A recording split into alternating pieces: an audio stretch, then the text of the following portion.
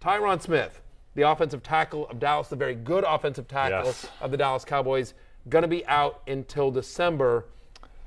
This just in, the Cowboys are worse without him. They are worse without him, and now the Eagles are actually joint favorites to win the NFC East with the Cowboys. What about my Commanders? Did the odds of my Commanders change? You got to scroll further down. It changes a little bit, but not really. It's more about the Eagles. I think they're more of a chance. And now it's the... Wait, is this just odds in general? Are these your odds? Are these the odds on where you work? Yeah, these are the odds at PointsBet. But okay. I think most of the market is Did you mainly not see all the Eagles. Commanders jerseys we have up here? Did that not factor into your odds for them winning? Yeah, Cris Cooley. Yeah, he factors in. Look, we got Riggins too. Yeah. Well, and back there somewhere we've got a Jason Campbell. Bit more disaster potential now for the Cowboys. Right. And now it's the Josh Ball show. Right. Fourth rounder who comes in.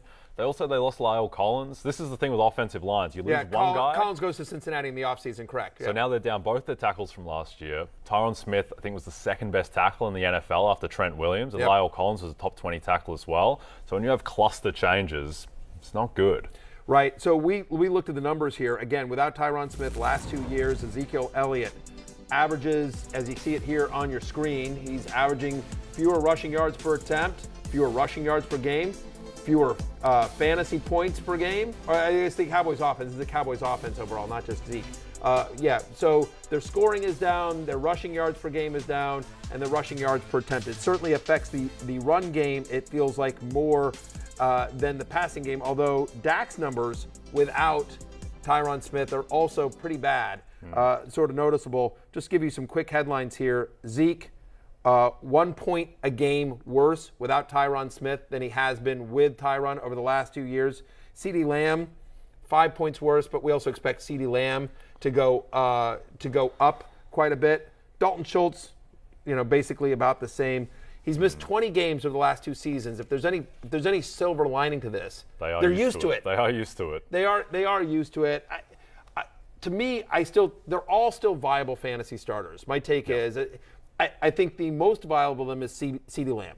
CeeDee Lamb is on my love list. He still is within the number one wide receiver in fantasy is still within the range of outcomes for CeeDee Lamb because he's still got a very good quarterback. He's still going to get a massive target share on a good offense, right? I think Ezekiel Elliott, move him down slightly. I've talked him up on this show. Yep. Candidly, after the show, I'm going to crunch a little bit more numbers. He was on the love list. I've taken him off until I want to do a little bit more research there. So he may or may not make it back on.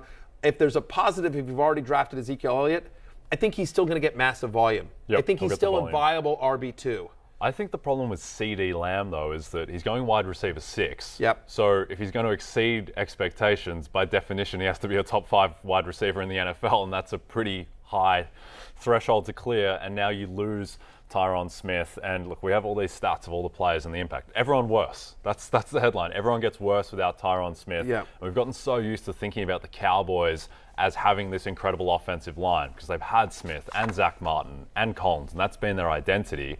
This isn't a great offensive line anymore. It might be fine, it might be middle of the pack, but Zach Martin is the only special lineman on the team now.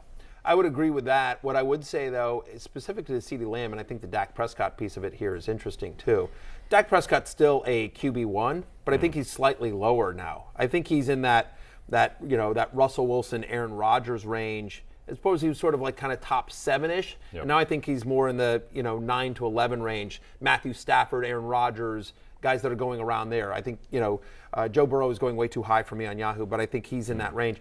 But what I would say here about CeeDee Lamb is, again, he can play all over the field. He can play the slot. And so if you are suddenly under pressure like you are Dak Prescott and you need to get rid of the ball quickly, CeeDee Lamb is who he's going to be looking for. Yeah, quite a thing with Dak Prescott. There was like 2 months of the season last year where he wasn't good.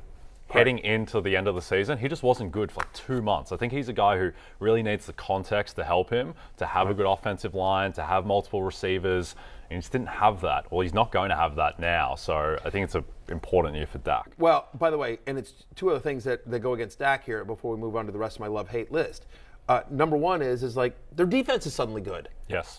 For years, their defense was terrible, and Dak got into all these shutouts. Team now. It's actually a defensive team. That's right. And so he doesn't have to get into shootouts. And early in Dak's career, he was rushing for, I think there was like 3 straight years where he had gone. 6 rushing touchdowns, and that hasn't been a part of his game recently as well. So those are the concerns. Adding Mike McCarthy as the head coach, they've gone to a more balanced offense. Sometimes they go really run heavy.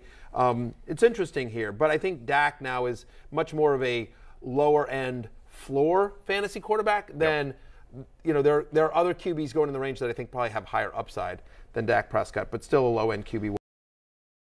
Hi, I'm Mike Tirico, and thanks for watching. Make sure to hit subscribe for the latest news and highlights from NBC Sports.